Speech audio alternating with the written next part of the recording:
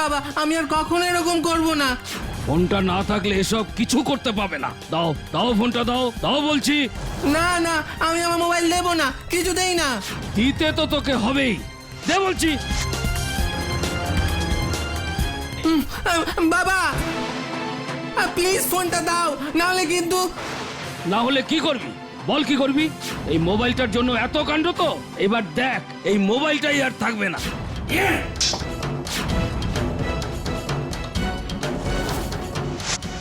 বাবা